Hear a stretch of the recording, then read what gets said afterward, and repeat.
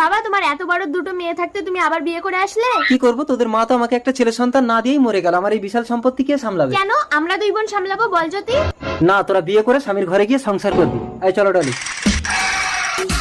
শোন জ্যোতি, বাবা যখন বেরিয়ে যাবে তখন সৎমাকে করে দেবো, নইলে একটা সৎ ভাই হয়ে গেলে বাবা কিন্তু আর আমাদের দেখবে না।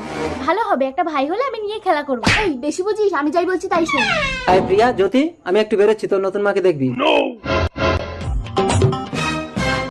এই যে মহারানী, পায়ের উপরে পা তুলে বসে আছো কেন?